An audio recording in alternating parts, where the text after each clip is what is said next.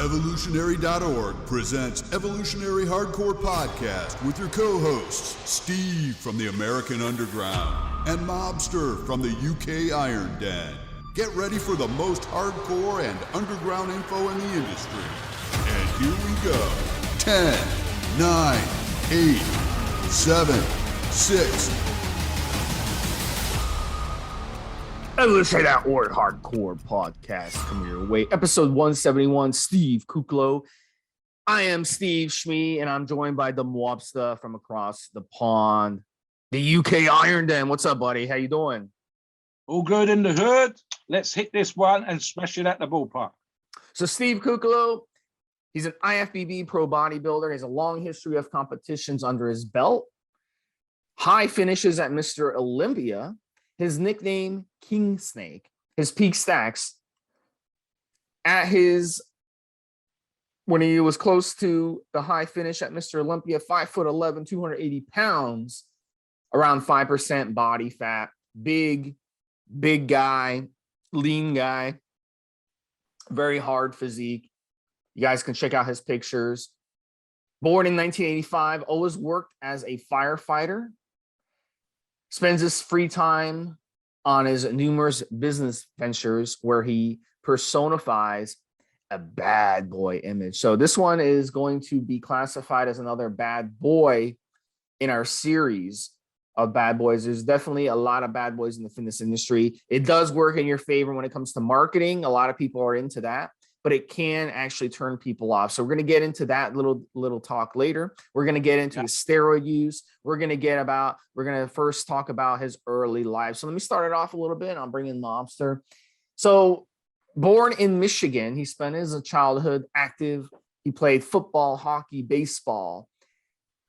And in Michigan, one of the sports that they play that they don't play in other parts of the country is hockey.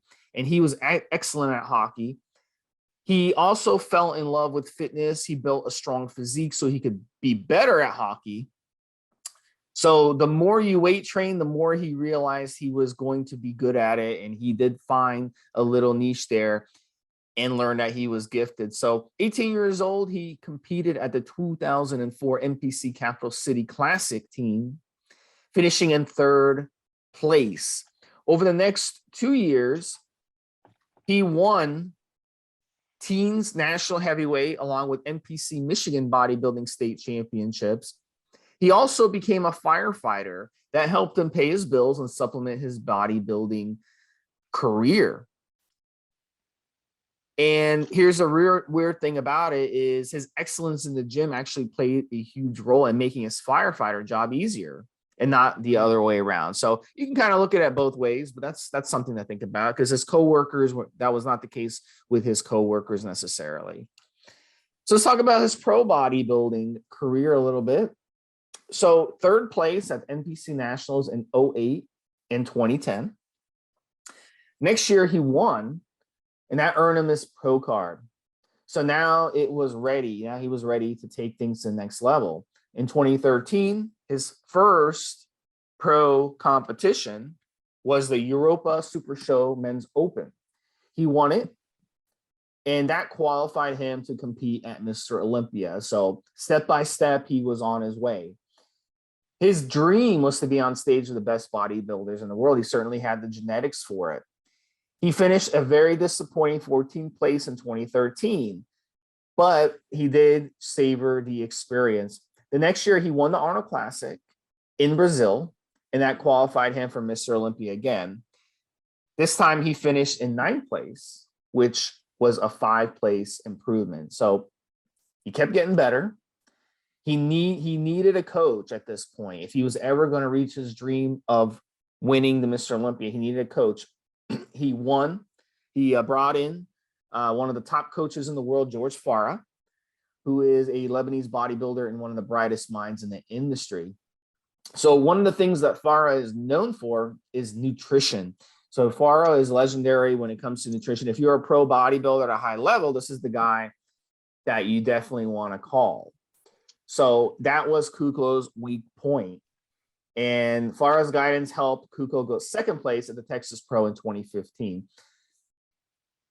So he took a break from bodybuilding for a couple of years to refresh, and he came back and he finished top 10 at the 2018 Mr. Olympia and then sixth in 2019. He also won the Indy Pro in 2019 and finished second at the 2021 Texas Pro. Third place showing at the Arnold Classic recently in 2021.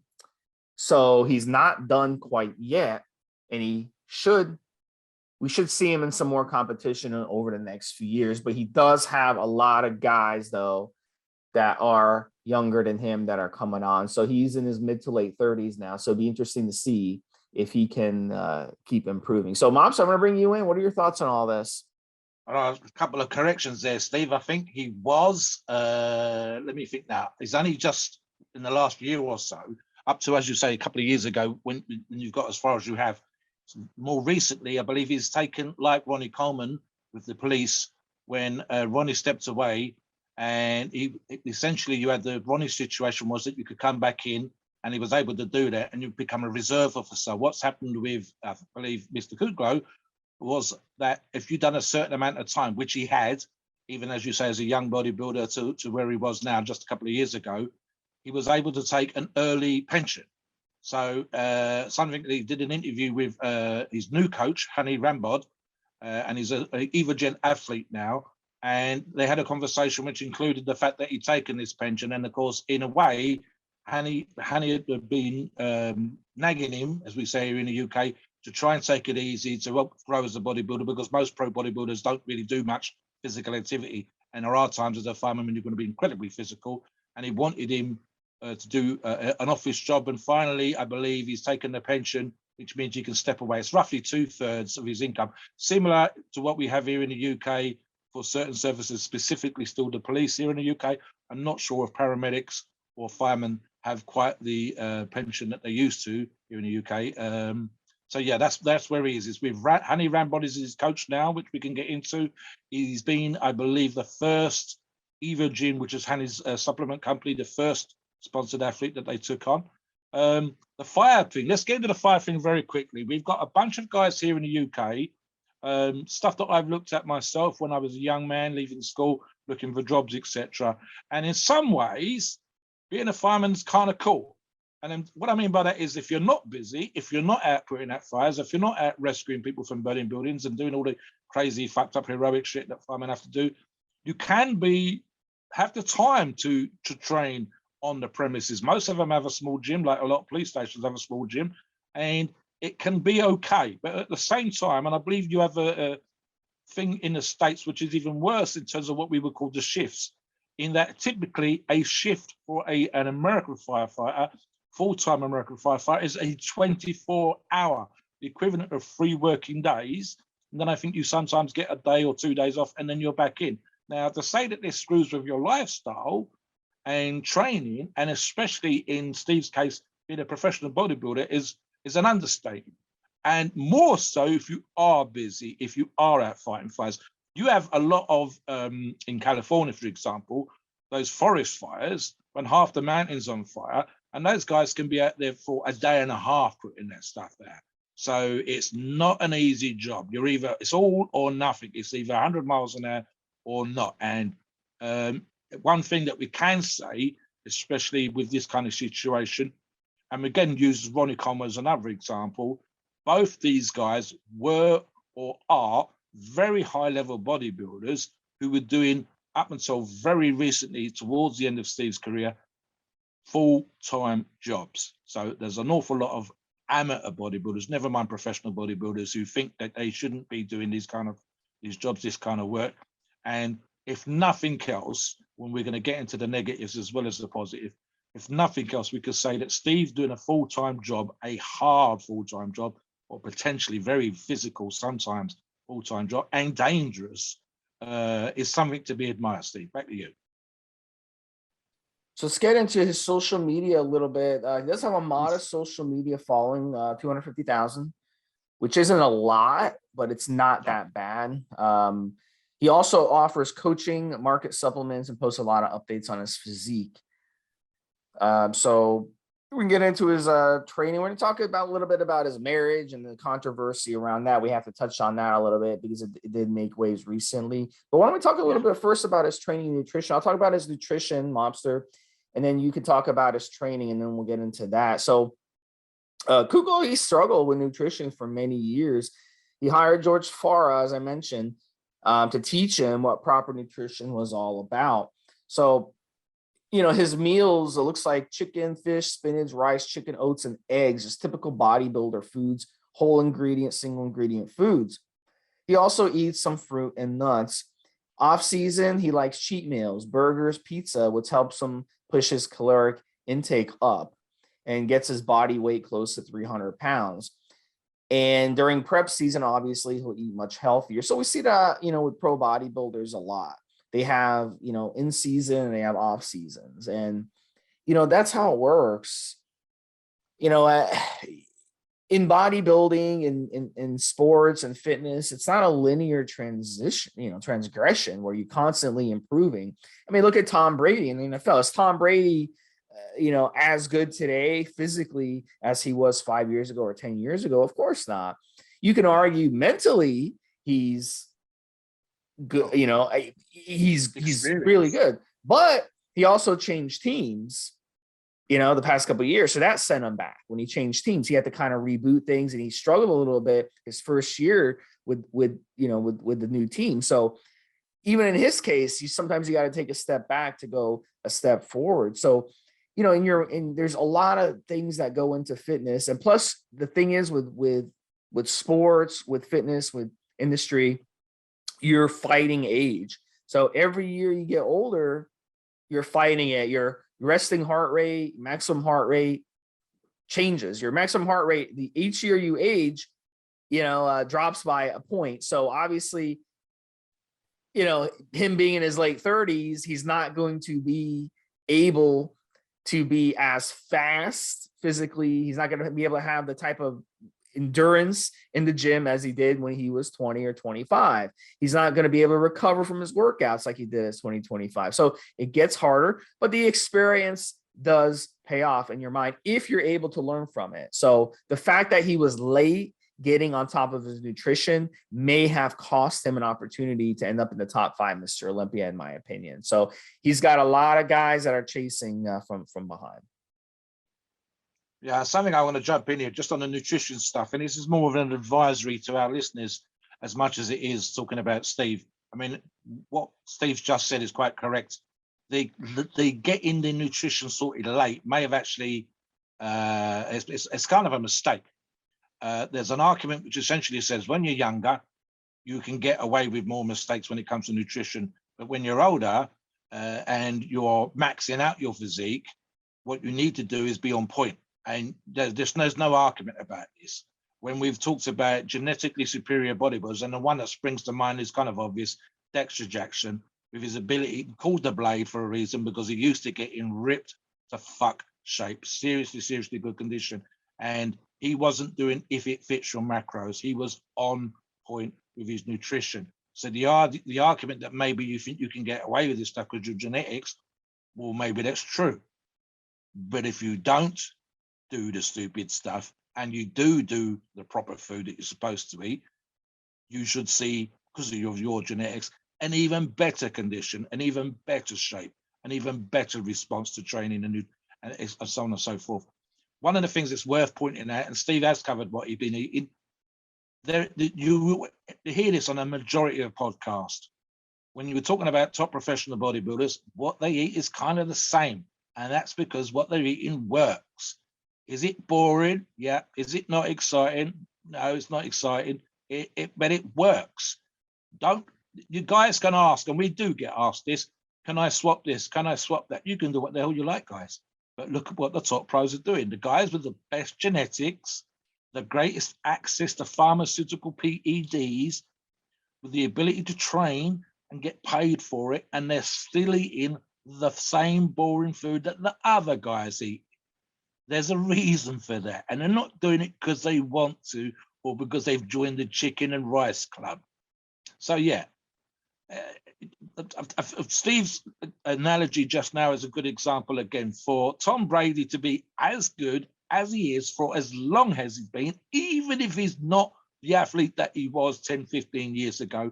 It's because I guarantee you he's not eating pizza and having fast food. If anything, I would guess that his nutrition is even more on point than it's ever been to allow him to still perform at the level that he's still performing at and still be a superior kind of athlete. I'll get into the training now, Steve. Something you mentioned in the article, I'll touch on as well. Kuclo's training is not, as I discussed in previous podcasts, anything miraculously or different or whatever else, using split routines and again, drop sets, etc., where, you know, you guys have done drop sets in the past. It can fuck you up. There's an argument for hyperplasia with drop sets if you do medium high reps and decent weight, moderate weight. And we're talking about 50 reps here sometimes. I've done this stuff in the past. I mean, as an example, I've done a leg workout back in the day, which had me doing 50 rep pre-exhaust on leg extensions, 20 rep, 25 reps on leg presses and stuff like that. Nearly tripping over as I walked across the gym. And then my legs were sore within 4 hours. As the workout finished at 12, my legs were sore at 4 o'clock. It's not something you can do on a regular basis. So again, when we're watching videos, when we're doing the research for these shows, and we're seeing how the guys train, it has to be said, that's not necessarily how they're training all the time. Frequency 5 to 6 times a week, typically one body part per workout. Again, nothing abnormal here. Something that Steve addresses in the article is, I think you describe it, Steve, as a science monk's theory. It was one of those things about feeding your muscles during a workout. And I'm in agreement with you. It's one of those things, if it has any kind of semblance of truth to it, in terms of does it work or doesn't it, it's a fractional response. It's also worth pointing out that a lot of top bodybuilders, of course, are using insulin. So again, the idea, for example, as suggested here, that during his workout, he's using BCAAs, glucose, and creatine between sets, supposedly to replenish the muscles as quickly as possible, as in literally during the workout. If there's a science aspect to it, it's 1/2 of 1/2 of 1%. Now, maybe as a top professional bodybuilder, that's what you're looking at. Guys, if you think having creatine during your workout when you're an average Joe and maybe mixing that with some kind of glucose or maltodextrin or fitaraga or something like this, and maybe 5 grams of branched chain amino acids is going to put a 1/4 inch on your arms, well, then I've got a bridging booklet that I can sell to you cheap, because the reality of that situation is that most of you won't see any difference. And Steve and I have addressed this when we talk about nutrition online. Sometimes it's one of those things that's real simple. I've looked at the whole golden hour around training, what you should have before a workout, what you should have after a workout. And trust me, guys, what you have before, 2 or 3 hours before, is more important than what you have during a workout, and how quickly you get to eat after a workout isn't quite as overdone or overemphasized as it needs to be. I mean, honestly, Steve, I don't know about you. I've never been one of those guys that carry around a Tupperware tub, and I'm probably one of the biggest guys on the forum. The simple fact of the matter is that you and I being consistent in our training and our nutrition over time is what's got us to the size, the strength, and the progress that we've made. It's not been whether we got to sit down and have a protein meal within 20 minutes of a workout or immediately after the workout in the car park or whatever. So yeah, that's probably something that works for Steve, but honestly, I think it'd be one of those things that he could take out and he'd barely see any difference.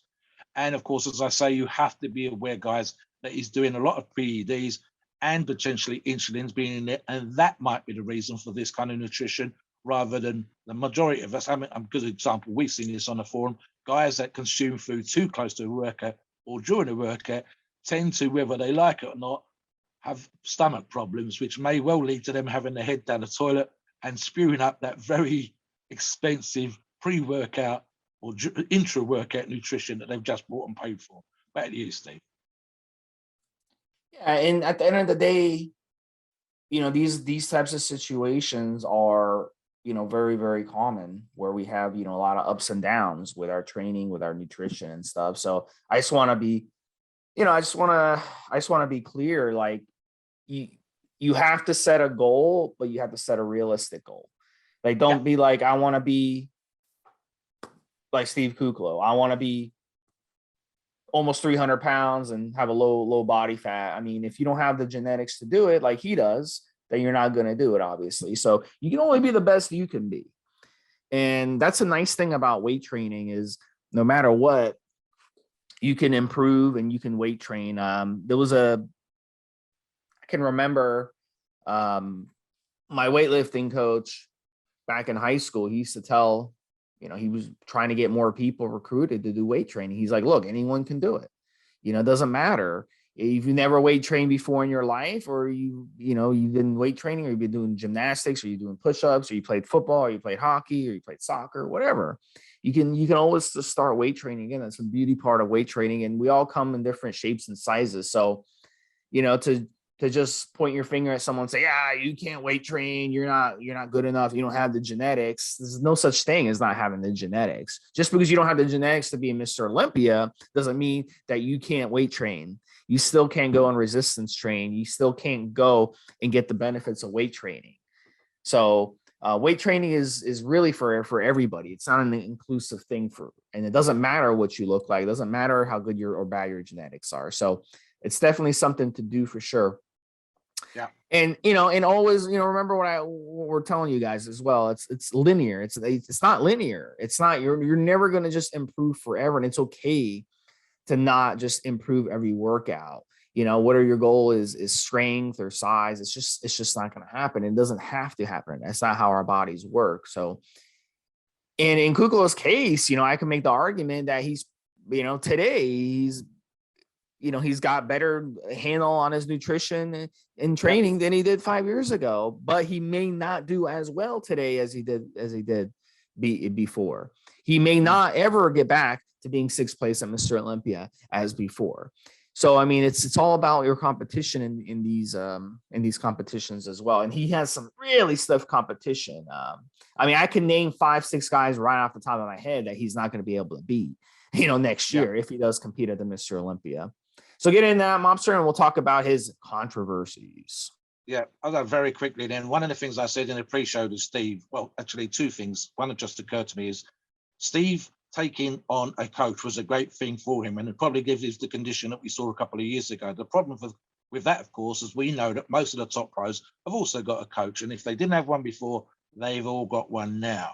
So the advantage that he had in improving his physique is something that they've all got. So you're back to kind of square one in that particular way. Steve's quite correct. Our Steve, of course, not Mr. Kuclo, in that he probably has a better handle on his nutrition now, probably because he's been working with his coaches, and he can see that when they've given him good advice, what's worked, what hasn't worked, and so on. And it's definitely one of those things that having another eye, an expert eye, looking at you and seeing how your body responds, and not Rambod doesn't blow smoke up your ass. Priscito doesn't blow smoke up your ass. These guys tend to be quite a hardcore and very straightforward. You either look good or you don't, and they tell you, and that's how they become good coaches and their athletes get better and better. The controversy, Steve. I mean, one of the things, and I'll let you do the specifics, but one of the points I made in my pre-show notes was don't post this stuff on Instagram. I mean, I'll let you say what the controversy is, and then we'll get into the meat and potatoes of that before we talk his PEDs. Yeah, so this actually ties into PEDs. So let's talk about PEDs and how it led to this, because as well, and we'll kind of get into his specific issue, and we see this a lot with athletes, because with athletes, some women tend to be more attractive to athletic muscle meathead types. Some women like skinny men, some women like short, some women like tall, some women like tall, dark, and handsome, the cliche. It just depends. Some women like bald men, some women don't like bald men. So women like different things. But with athletes, it's unique, because a lot of women are drawn to athletes to the point where they, athletes just melt their heart. So it's really, we see this a lot with athletes that travel, in their careers. They go on road trips a lot, and they live a very promiscuous lifestyle where they have sex with many women to just throw themselves at you. And in this case with bodybuilding, bodybuilders are on lots of steroids. So we see bodybuilders, they go get married. And what happens is during their marriage, there's a lot of temptation and a lot of women throw themselves at them, and it's hard to resist. Once you start going down that road where you cheat once, then you're going to be like, well, I already cheated once, let me cheat again. I cheated twice, let me cheat again. So what happened with Kuclo is he being married to another bodybuilder, Amanda Latona, and there was a controversy that came up where she posted something on her social media about being betrayed. And she made note of a picture that has Kuclo with a stripper. And he's enjoying some type on of lap. Instagram. And On Instagram, posting his pictures for his wife to see. And it's not even the first time. Steve, testosterone and wanting to fuck women, we're not surprised. That's fine. The whole thing with the jock, bodybuilders having women, some women, not all of them, but some women screaming for how you look, how handsome you are, how virile you look, how athletic you look. It's hardly a surprise. Hell, I've probably enjoyed something like that myself, and a tall, dark, and handsome thing, maybe. I'm tall, I'm dark, handsome's up to the observer. But the thing is, like, are we surprised that jocks get the girl? Of course not. The problem is kind of twofold. I mean, Steve came across in a certain way, especially a few years ago. There's a good guy, being a paramedic, a nice guy, a handsome guy, a hard training athlete who had a full-time job. But then he's posting photographs of, as you say, with a stripper who was his side girl, his side bit of skirt, whatever you want to call her, on Instagram. Social guys, rule number one: if you're gonna shag around, do not post pictures of you shagging around on the internet. But he wants to brag because he's trying to put out a persona that I get all these women. And these are women that are drunk, or they're just into your muscles. They're not into you for your intellect or anything that you have to provide. They're not interested in, you know what I'm saying, in anything more than we've given relationship advice on podcasts before, right, Steve? You and Rick have gone through some of this stuff on the other podcasts that you do with Ricky V. And one of the things that you do as you get older, you go, you know what, right? Relationships can be messy, they can be difficult, you can argue about stuff and whatever else. But ultimately, what we're talking about here is it's kind of like an in-your-face infidelity. And this is the reason why it's beating him on the arse a little bit, especially the last couple of weeks when it all came out, when other guys were coming on there. And listen, most of these guys are professional or former professional bodybuilders. They know what it's like. They know what testosterone does for you. They know about the temptation. I think the issue here wasn't kind of an athlete shagging a model, an athlete shagging a stripper. That's kind of almost a cliche.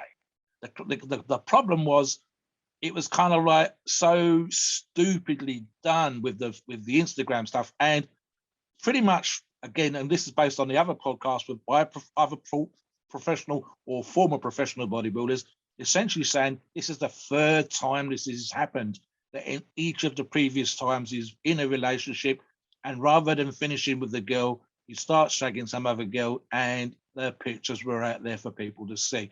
I mean, that's kind of like, I don't know whether that's the worst kind of egotistical kind of stuff where you don't give a damn and you put pictures up of your side girl on the same place that your actual girl can see, and that kind of sounds fucked up.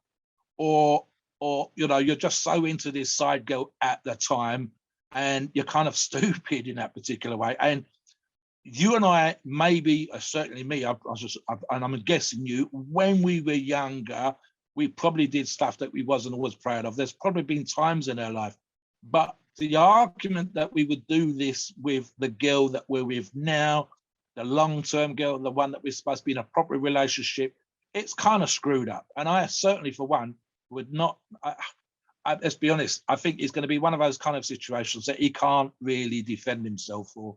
He's just got to say, it was really stupid. I've got to apologize to my girlfriend. I've got to apologize to my wife. I've got to apologize 100%, not for the end of the relationship, because sometimes that happens, but for just being, let's be blatantly rude here, an arsehole in this situation. Like I said, relationships come and go. You can be married to someone for 50 years and then get divorced. Stuff happens. It's the way that this happened and the way that it came across. That's what the controversy was about. Not that he's had relationships or, you know, what happens on tour stays on tour. What happens in Vegas stays in Vegas. Guys, girls included, some of our listeners are women too. We're all done stupid shit. Just don't rub the other person's face in it by posting it on Facebook, by posting it on Instagram. And if you are going to do this, appreciate at least it's on you and your mistake.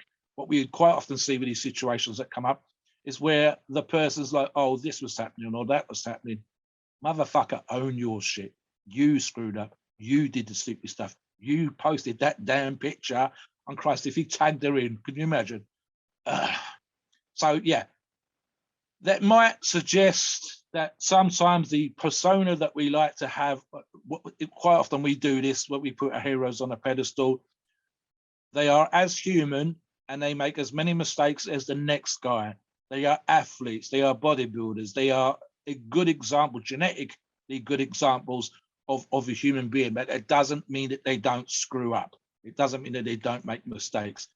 And in this case, it's just they're out there publicly on Instagram, which probably bites him more in the arse than anybody else. You could get into the whole infidelity stuff in terms of, you know, how relationships are supposed to be, but again, stuff happens.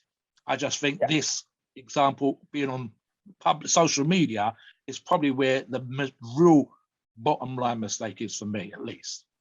Yeah, and then here's the thing, Trenbolone. One of the things he uses, you know, we could speculate what he would use in a typical off season to get over 300 pounds would be Trenbolone. And why are we talking about the controversy and then talking about a steroid cycle at the same time? For those who haven't used Trenbolone before and those who have used Trenbolone before, very, very important to understand what Trenbolone does. Trenbolone at these types of dosages, so we can speculate these guys are running Trenbolone at over 1,000 milligrams a week, over 1,000 milligrams a week. A typical dosage of Trenbolone, an average dosage is 300 to 350 milligrams a week. That's a maximum average dose for your typical gym rat who's benching, you know, 350, 400 pounds and squatting 550, 600 pounds. That's what they're running. These guys are running 4 times that amount, 3-4 times that amount. You have to stay up with your competition. Trenbolone not only is a physical steroid, it is also an emotional and mental steroid. So it is called the relationship killer for that reason. When I'm on Tren in my past, I run Tren. I have not wanted to be in relationships. I've wanted to fuck around because the effects it has on your dopamine levels, on your brain, that fires off different neurotransmitters, you will want to have a lot of different mates. Okay. It does something in your mind to make you want to have a lot of different mates. So if you are in a marriage, if you're in a long-term committed relationship, you do not want to use Tren. You do not. And that's just as simple as it can be, because it will make you do things. Even if you've never cheated in your life, you're not that type of person who's ever cheated, Trenbolone will make you want to experience things sexually that you have not experienced before. And that's the truth. You can look online, you can look at so many, come on our forums, and you can read so many where guys talk about this and women talk about how they've married men who have used Trenbolone, who've had cheated on them and stuff. It will change you to a point. So this is why we're talking about, you know, the controversy and tying it into his steroid use, because absolutely his steroid use contributed to his infidelity, and it will make you more prone to cheat in your situation too. So be careful if you're in a long-term relationship and you're messing around with Tren. So Mobster, give us your thoughts and we'll continue with the steroid cycle. I'm going to do on the steroid thing specifically. You and I see occasionally, and there's been one in the last couple of days on the forum relating to TRT and libido. And we know, and I've addressed this because, again, maybe it's because I'm an older man. Maybe that's the reason why I think the way that I think. But what we do see from time to time, and again, the majority of people on the forum are going to be male. And so we talk about libido and erections and all that kind of stuff. And, you know, if I take testosterone, if I take TRT, will my erection improve? Will my libido go up and so on? And Steve and I, again, Steve's not as old as what I am, but he's not a young man. And so we talk about how your libido changes through your life. But we both know, both from either personal experience or from the dealing with people on the forums and answering these kind of questions, that for a lot of guys, never mind Tren, which I'll address in a second, but just being on testosterone, all kinds, being on cycle of any kind of cycle, whether it's a low dose, 500 milligrams or 2-3 grams or more a week, it can and does affect some guys. And again, we're talking about maybe not every person, but I would say 60-70% of guys that go on cycle will find, let's be honest, they're horny. And they're horny like when they were a teenager horny. Now, maybe they're not like that on every cycle, maybe they're not like that on every PED. But some drugs, some cycles, and again, specifically the guys, they're more horny more often. They're more likely to chase skirt. They're more likely to flirt, even with older women. And Tren, as Steve said, is one drug, and I've mentioned this on the forum, where a study specifically said it affected the mental processes. Now, what we were talking about here was in older guys, I think they're all 60 plus in the study, having dementia-like symptoms as a result of the Tren that they were being given for a particular medical condition they all had. So in other words, they've got this medical condition, but the study was looking at, did it affect them mentally as well as physically? So what were the side effects? And one of the side effects was the dementia-like effects on their brain, whether that was in terms of memory or whatever else. It was the one steroid that was shown in a study 100% versus say another that might not.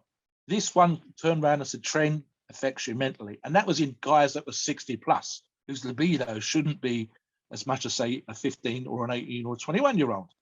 So 100% there's guys out there that on gear, on cycle, you're already doing with the psyche in terms of a person's outlook about themselves, vis-a-vis dysmorphia, how they see themselves physically. But when I'm on, I see myself in a more positive light.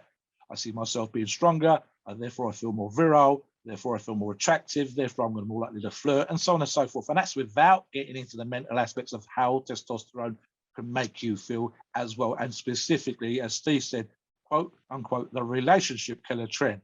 And so it's one of those, we talk about Tren being a really bad idea for new guys, really bad idea at high levels, because there's a bunch of side effects, never mind this kind of stuff. And again, athletes doing stupid stuff, it's kind of a cliche that's been around since people started reporting on these things, Steve, way back in the day in newspapers, probably from 1918 till now, so over 100 years. The idea that an athlete might be screwing around is kind of almost a given. And for an athlete not to screw around is a kind of miracle. But again, as I said, with this particular stuff, it was the case that it was out there versus not being out there. Let's have a look at the rest of your cycles, Steve. I'll do them very quickly, and you can come in at the end, unlike normal. So we're talking about 1,250 milligrams a week of sus here, and again, that's quite a high level. Sus is actually one of my favorite drugs, and I've mentioned this a bunch of times on the forum, probably just because of how I was responded to it. Not everybody likes it, and Steve can cover that as well. But for me, it's one that I like. Or certainly when I've had this with Deca, it's one of my better cycles that I felt a great response to, versus, for example, something that's incredibly popular with a lot of other athletes, Infinite or Inenfate. So, I mean, this is something that I like. And the idea that he'd be using it to keep him big and full, it's great. I mean, I've got no arguments there. We've already said it already. The 1,200 milligrams, which would be excessive for a normal guy, normal Joe, trying to improve in the gym, 1,200 milligrams a week for a professional athlete, trying to be in the top 5, top 10, maybe win the Mr. Olympia, is almost kind of a given. Again, a lot of side effects, never mind the physicals, we said, but the mental too. And then finally, of the top 3 here, and we've mentioned this a bunch of times when it comes to professional bodybuilders, 800 milligrams a week of Masteron, put my teeth in. And Masteron, as I've said on previous shows, is a polisher. It is a hardener. It's one of those drugs that works when you're getting lean or already lean, and it's one of those what we would call a contest polisher. insofar as you start to look like a professional bodybuilder, you get that tight skin, your muscles look like they're made out of rock. And if you are lean enough, you'll get that vascular, you'll start to see the separation. And Masteron is one of those drugs that will help you. Now, guys, if you're fat or if you're not properly lean, if you're not under 8%, I don't see the point of using any Masteron during that cycle. There's no excuse for saying it's the only drug I could get hold of. You can source pretty much everything these days, so that's not an excuse. You need to be lean to see the benefits of a drug like Masteron working. Steve, what about the next three? Yeah, so we talked about the injectables, Sustanon, which is a 4-blend testosterone, Trenbolone, of course, Masteron. Now, let's talk a little bit about orals. Now, orals added to these cycles, a lot of these pros, they really like taking these orals because it's not injections. They get tired of doing injections all the time. So having an oral is an absolute must, because you're going to run out of places to inject. You're going to get abscesses, you're going to get oil clumps, and you're going to get all that stuff. So one of the great orals that really do a great job for you is Anadrol. And the typical dosage for a typical gym rat is 25 to 50 milligrams a day. Well, in this case, he's running 150 milligrams a day. And Anadrol alone is an incredible steroid. But when you stack it with these other compounds, it is just an amazing steroid. And what makes it so amazing is that it's a DHT derivative, but it also binds to estrogen receptors. So, I mean, it's just an incredible steroid. The way it is structured, it's just a mad scientist came up with Anadrol, the way it's structured. So it is the ultimate steroid that you would use in the off season just to get size and strength. The other one is Anavar, 200 milligrams of Anavar. Now, the average gym rat would run about 50 milligrams a day of Anavar. And this one, he's running 200 milligrams. It's just 4 times that amount. Now, why is that? Well, Anavar is a very mild steroid.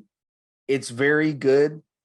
There is some fat loss properties that are associated with Anavar. Some guys have reported they've actually lost fat on it, even though it doesn't directly necessarily burn fat. Steroids are not fat burners, but there's just something structurally that helps you lose fat while you're Anavar. So if he's in a bulking phase here, and this can help him kind of keep some fat off. It's a little bit of a bro science type of situation, but a lot of pros, they really, really do believe that Anavar can help them burn fat even while they're they're bulking. And then the 2 chemicals that we're going to talk about, HGH being a peptide and insulin being a hormone. Very, very interesting with professional bodybuilding, and very controversial because some bodybuilders claim that I've interviewed, they don't run insulin, but they don't deny their HGH use. But here's the thing, if you're running a high dosage of HGH, which to get almost 300 pounds like him, I mean, come on, it's going to take more than just steroid use. HGH thrown in there is going to help with that big time. So 20 IUs per day of HGH, oh my gosh, it's expensive, but HGH does some things in the body that nothing else can for you. One of the things it does, it splits and grows cells. Anabolic steroids do not split cells. So that's the advantage HGH have. The problem is an average Joe only will run 2 IUs a day, maybe 3 IUs, and that's pushing it. If you use real HGH, 3 IUs, you should start feeling side effects like carpal tunnel, maybe even water retention, maybe some blood sugar issues. But he's running 20 IUs per day. So when you run that much HGH, your blood sugar is going to go up. So to bring that blood sugar back down and get that partitioning effect, they'll throw in insulin before their meals. So they'll throw in insulin before their meals, they'll eat their meal, they'll be better able to absorb that meal and take more advantage of it. There's a little bit of a bro science behind saying you'll absorb more of it, but what I mean is the nutrition partitioning effects of the HGH with the insulin is like peanut butter and jelly. It just goes together perfectly, and it makes that meal that you eat more effective than if you weren't running the HGH and insulin. So I hope that makes sense. And this is the type of cycle these pros who are in bulking in the off season would run. So we're talking about the sustanon, the trenbolone, the masteron, the anadrol, the anavar, the HGH, and insulin. You're talking about 3 injectables, 2 orals, and then the HGH and the insulin. So Mobster, tell us your thoughts, finish out the show, and take us into the disclaimer. Quick one on the insulin thing. It occurs to me, and I mentioned this earlier on when we were talking about the intra-workout nutrition.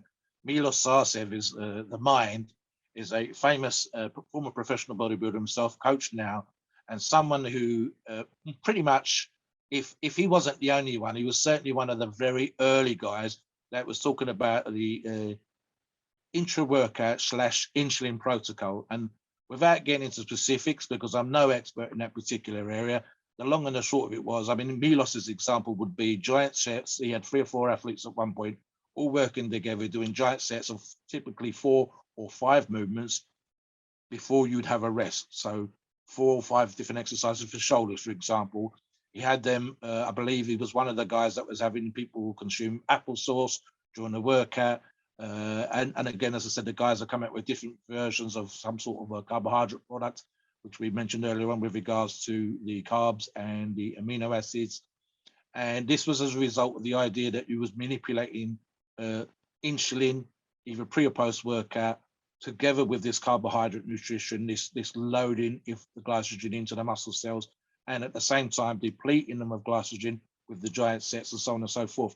In other words, the argument was that he was trying to get the most anabolic response possible by manipulating the body with insulin use, with depletion, with loading, and so on and so forth. But again, what we're talking about here, guys, is if you're a typical Joe or even a semi-amateur kind of physique type person, you really don't need to go to these particular places. If you are, however, as Steve obviously is, a top level, especially in his time, he's won the Arnold Classic, for example, a top level elite, top 100, top 200 bodybuilder in the world, just for that physical response, how you respond, how lean you are, including, as we're talking about here with his PED use in the off season, you're still going to be lean compared to the average Joe. Your genetic response, your response to training, your response to nutrition is going to be better.